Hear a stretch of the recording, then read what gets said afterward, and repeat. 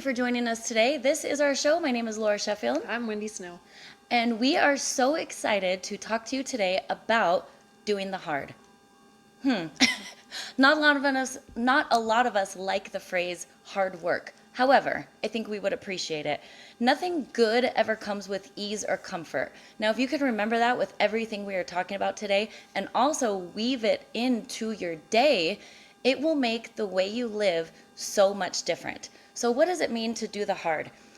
One of the first people that came to my mind, although I think there are many, is CJ Walker. I just had her on my mind, on my heart. I wrote her down, looked at her story. She was the first Black woman to be a millionaire, but she was also the first person born into freedom.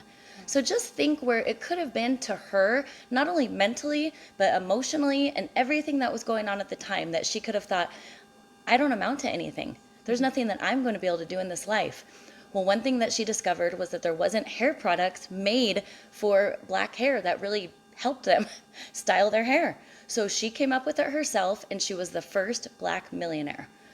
So many things about her story I think are intriguing, but some of the points that I remembered when I read about her is that she didn't have an easy life. She really wasn't born at an easy time to even think that you would be someone to make a difference in this world. So as we talk about these things today, I want you to remember that. Remember C.J. Walker. Remember, as we've been talking about in all these shows, your life has a purpose and it matters and you're here for a reason, but there might be hard things that you have to go through in order to see it, and one of those is waking up. You wake up in the morning and you put a smile on your heart or a smile on your face and joy in your heart, and you tell God, here I am. It's another day. But it doesn't mean that that day is going to be easy. But each and every decision that you make towards the hard and the hard work is going to be worth it. Another thing that I think of also is, another thing about CJ Walker, was that she was even a widow at 20. Just a tough life, but someone that is an example and inspiring, I think, to so many of us. What do you think of when you think of doing the hard? Well, it comes down to, I went back to where Jesus sent out the 12. Oh, yeah.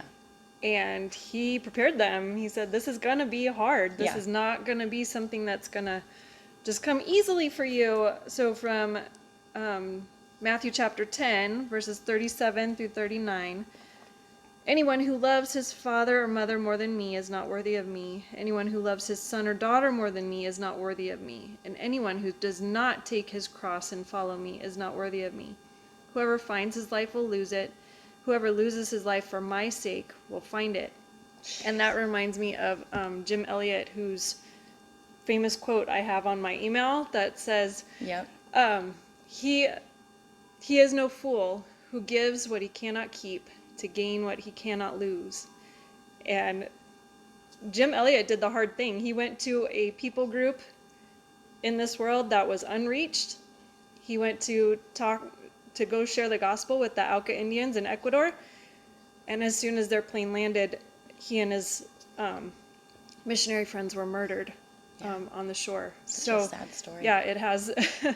If it ended there, it was a sad story, yeah. Yes. But if you go into his story a little more, and I'll link it in the notes, you can watch a little video for the kids and learn a little more about him. But that to me is the epitome of hard. Right. Yeah.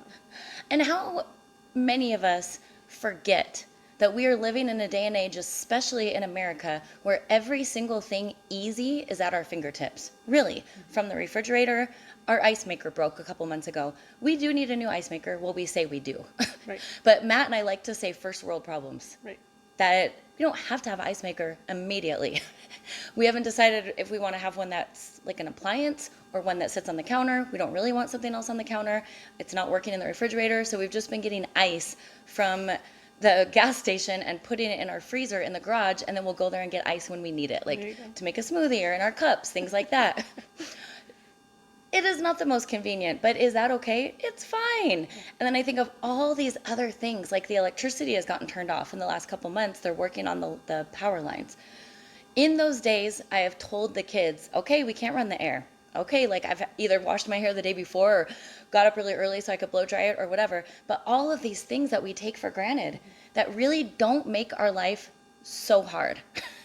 But we are living also where we're complacent about it. It all is so normal to us. I've talked about this so many times, but about the things that have become normalized, I just never loved them.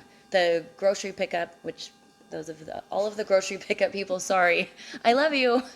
But from the grocery pickup to the mobile ordering to the Uber Eats, like that comes to your house, all of those things just, they take the convenience and insert it right into your life and just make you like so hands off. And I get it. There are some moms that work full time or people that have been sick.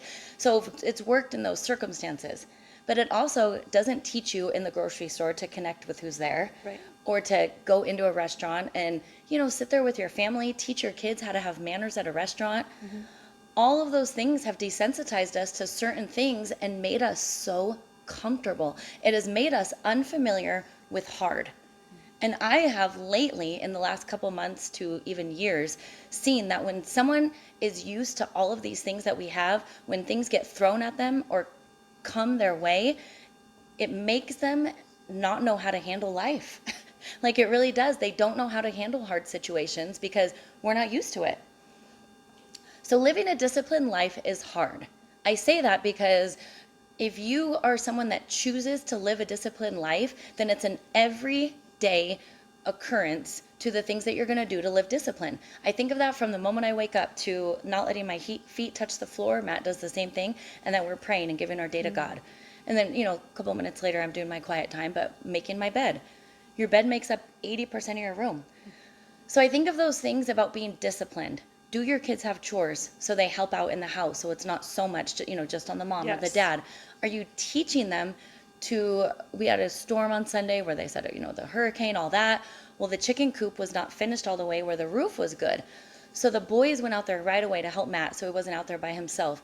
But I think of the discipline, like that we don't let our kids get away with things, but it's also the discipline of the relationship with them. It could have just been that they sat on the couch like, I don't know, Sebastian's birthday, like on their phones, but they did not let Matt do that by himself. In the pouring rain, they helped him. But it's all the groundwork of the daily. Like, do your kids just leave dishes in the sink? And the relationships with family, like if someone gives them something, have you taught them to write a thank you note? I know we're living in a day and age where it might be a text, but even then, have they acknowledged that someone did something for them? I call it doing the seemingly mundane tasks well and with excellence. That is part of living a disciplined life. And it goes along with every single aspect of it, whether it's the things in your house and what you've taught your kids to do, going into work, the ministry, when you're doing it at church. There are so many aspects to leading a disciplined life well. And there's a lot of other things in life that we would not just go to the wayside. We just wouldn't. We would make sure there's certain things done. And even the oil in our car. It's not a good thing to let those certain things go. So why let it be that we can't do the hard work of leading a disciplined and godly life? Many people just don't. How is it worth it? Well, less chaos will follow you if you're doing this. Really, choosing the hard will get you holy and the results that God would want in order for you to lead a godly life. I have a story that I'm going to share about a king. So this is 1 Kings 12 and in 26. So after seeking advice, the king made 2 golden calves. He said to the people, "If it is too much for you to go to Jerusalem, here are your gods, O Israel, who brought you out of Egypt." Once he set up in Bethel and the other one in Dan. This thing became a sin. The people went even as far as Dan to worship here. Now you can read more of that into yourself. It's 1 Kings 12. But what I get when I've read that, and I've read it over, and I just can't even imagine. But that's how it starts. The king said, if it's too much for you. And I think of that in so many situations. God asks us to live with compassion. God asks us to serve. God asks us to forgive. God asks us to honor our marriage. God asks us to lead holy life so our children will witness that. And then he calls it holy offspring. But this king says, if it's too much for you. So what has happened in your life for it to be too much for you? What has happened for it to be that it's too hard for you to lead a life that's hard and think that that's too much? The results are you might be worshiping idols. You might just be complacent to the fact that all these things have been allowed, and then look at what it's produced in your life. Has it produced a disciplined life? Why or why not? What have you allowed? Did you know that it takes about 3 or 4 weeks to develop a new habit? I believe it. Yeah. So if you can commit to a month of waking up, making your bed, Yeah. waking up, praying, making your bed, waking up, making your bed, like Right. every time you do it, you're adding another indentation into that routine to Right. where this is where my body just goes naturally every Right. day. So a month, Yeah. that's not a lot. No. That's not a long time. Right. And I realized when I became a mom, my quiet time just took off. Like I didn't have it. I would pray in the moment. Usually I didn't have a dedicated time because this kid needed to Yeah. have a nap. This kid needed to get a diaper change, like all of the mom stuff. So once my baby was finally sleeping through the night and allowing me to sleep through the night, I realized, okay, this is the time. So right after Christmas, it was even just before January, probably about 5-6 years ago now, that I said, okay, I'm going to get up. I think it was the day after Christmas, now that I think about it. Yeah, December 26th, I'm getting up tomorrow morning, and I'm going to have quiet time. And it's been that way for, like I said, 6 years. Yeah. I can't tell you what amazing times I've had with the Lord. Like that you wouldn't go back. There. Yeah, You wouldn't go back. No. Yes. I would never want to go back. Right. But I had to just reestablish that with him. We had to, find a new way to make it happen. And I have to get up earlier than my kids. Yeah. But it's not that much earlier. I love our pastors really pointed out over time just that there's a chapter, I think it's Luke 1:32, but where Jesus went to a quiet place and then also early in the morning. So we've talked about that on this here before, but early in the morning is early. Yeah. It's not late and it's not in the middle of the day, but God has things he wants to tell you and that he wants to share with you, and he wants to be with you before your life, your mind, your schedule, your planner is polluted with all of these things. Right. He wants to pour into you. He wants his word to speak to you. Right. Yep. So the hard in relationships. Well, we can go off each of these different relationships separately, really forever. Right. But what we're going to touch on is that relationships are not easy, really. But each of us, there's a church that Wendy and I went to that talks about having our oikos, that talks about having the people that are supernaturally in our life. But each of us have that, whatever it looks like.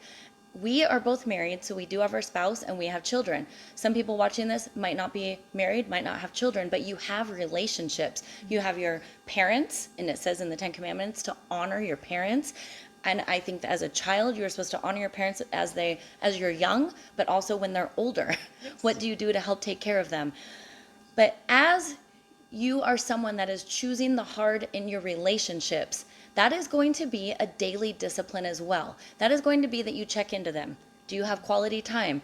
If you are married, this is one of the hardest relationships, but it's also God designed marriage. So he does not want it to be that you separate. He wants it to be that you pour into your marriage. There was just a pastor, Vladimir, I can't remember his last name, but he renews his vows and does a cute ceremony every 10 years. Oh. I feel like it's just been 20 now, and they did a cute little thing. But he just said, I would rather have it be that my marriage is a testament to the way I live than my sermons. Mm-hmm. I want it to be that I could be someone that pours into my relationship with my wife. But that's not easy. Matt and I love the movie Fireproof. We love it. He's a police officer, or not a police officer, a fireman, and his marriage is falling apart. But one thing one of his best friends says is, how could you go in there and rescue people from a burning building that you don't even know and let your own marriage fall apart? Yeah.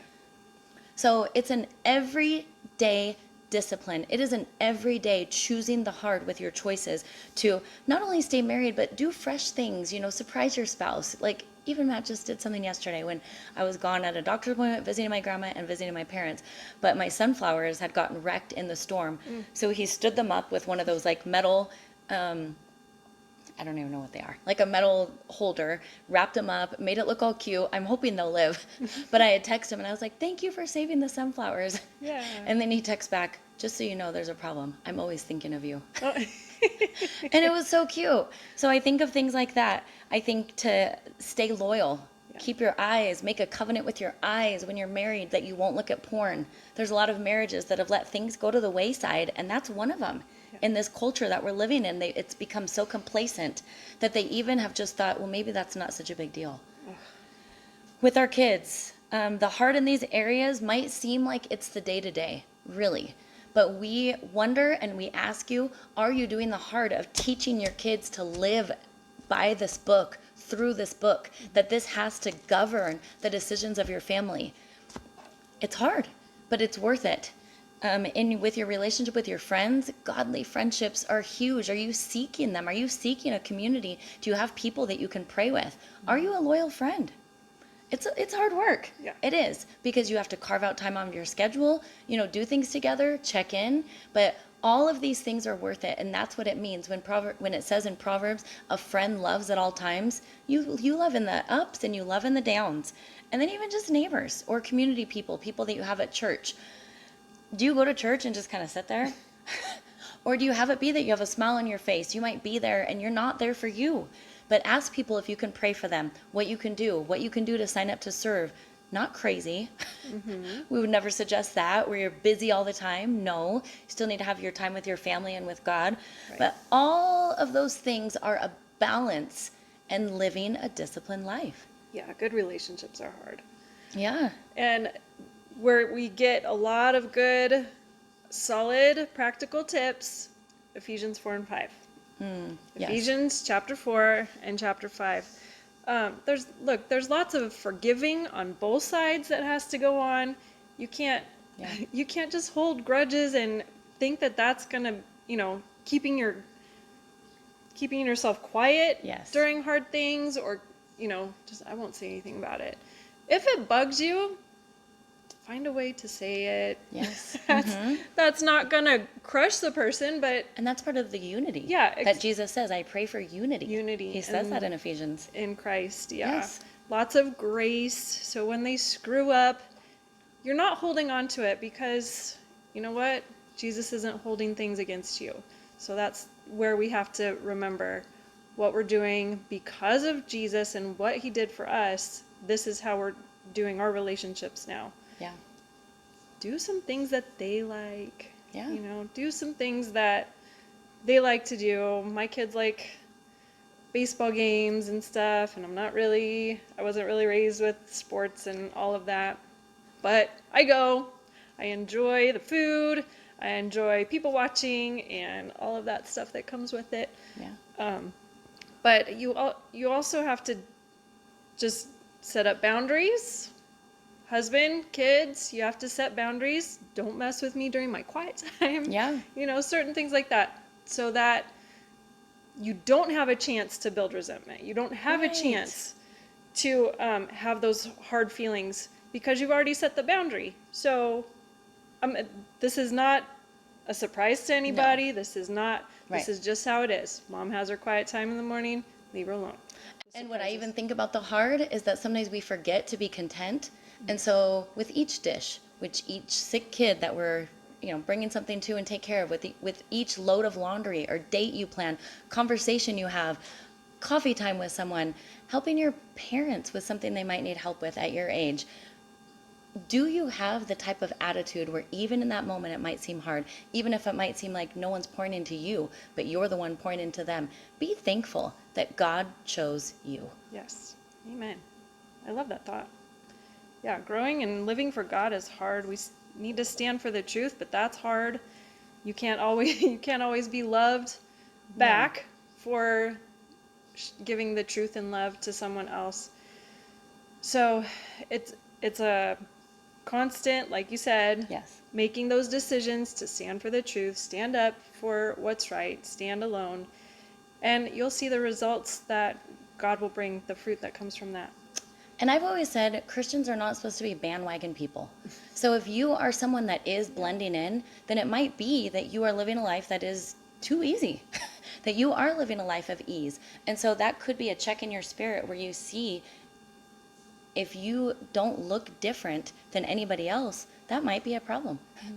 And we did a show a couple months ago where it said standing alone, but it's hard. So I would never say, and Wendy would never say, that it's not hard, because it is. But is it worth it? Yes. Each and every time. All right, it's hard to stay focused. We are impatient. I remember probably over 20 years ago when I was trying to grow and learn what the fruits of the Spirit were.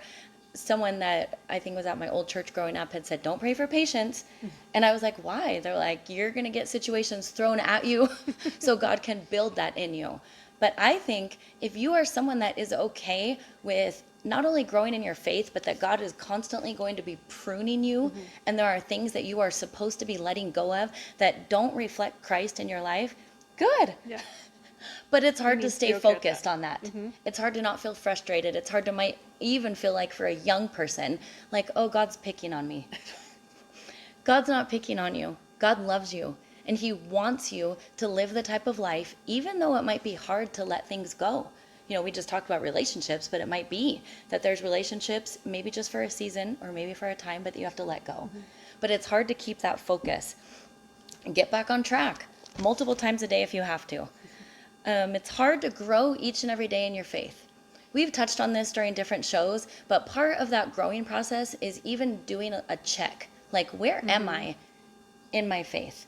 Am I in the Word? Does it bother me if I'm not studying? Does it bother me if I miss church? I think I would like to ask, does it bother me? Right. And if there's certain things that don't bother you as a Christian or that somebody that's doing the hard, does it bother me that I don't have a menu or grocery shop or make meals for my family? Does it bother me that we didn't eat dinner together for 5 days last week? And so if you are someone that wants to grow each and every day in your relationships, in your walk with God, in your faith, there should be things that bother you. So check on those things and ask and Yes, see. definitely. And that's where I was going with. Also in Ephesians chapter 6, the armor of God, is your belt buckled? Like each of these pieces has a verb with it. Is your belt buckled? Like not hanging loose, Yes. but buckled and tight and ready. Is your righteousness in place? Are your feet fitted with the readiness of carrying the gospel? All action. Have you taken up the shield of faith? Like the shield can just sit there. No problem. It will Yeah. sit there. You have to take it up and use it. Have you taken up your helmet and your sword of the Spirit? You have to take these things up. Otherwise they're just going to sit there waiting for you in God's word, unless you do something with them. Yeah. And when you even think of the soldier, the Roman soldier, their job was to protect, and their armor wasn't light. Right. And it probably wasn't even a fun job. And so if we are soldiers and we are realizing that we are growing in our faith every day, it is our job to act like it each and every day. And not just think that someone's going to take up that armor for us. It's our job to do the hard and to do it. Right. You also can't take it up for your children. No. Or your husband. No. You are putting on your own armor. They're putting on their own armor. As you teach them to do it, your kids at least, you teach them to do it. And that's how they will be able to go out and be arrows in the world. All right, we want to land on what will happen when you choose the hard. I can think of so many scenarios, I really can. I could think of things that would be prevented if you choose the hard. If you are thinking and seeking each and every day how to do God's will, then there is going to be so many things prevented in your life. Really, if this word gets deep rooted, not only down in you, but in your children, there are going to be decisions that you wouldn't want to make and that your children wouldn't want to make that would be catastrophic. It does not mean nothing will happen to you. It doesn't mean that you will have this perfect life ever. But it does mean when you choose the hard and you are on the road that is called the narrow road, that God is going to use you for his kingdom. And the kingdom work is the best kind of work.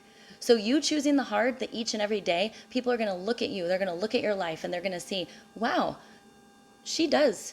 There might be guys listening. He does have relationships that are thriving. Wow, like they're getting these accolades at work. I think of Daniel in that circumstance. He was not in an easy situation. We've talked about this as a slave, but the king loved him. But why? Because Daniel looked to God and he led a disciplined life. What else is going to happen when we choose the hard? What do you think? Oh, we choose the hard. Well, it's going to be feeling that tug of doing what you want to do. Yes. over choosing what is actually better in the moment. So if you are choosing the better, we can't choose the best on this earth, but we can choose what's better. Yeah.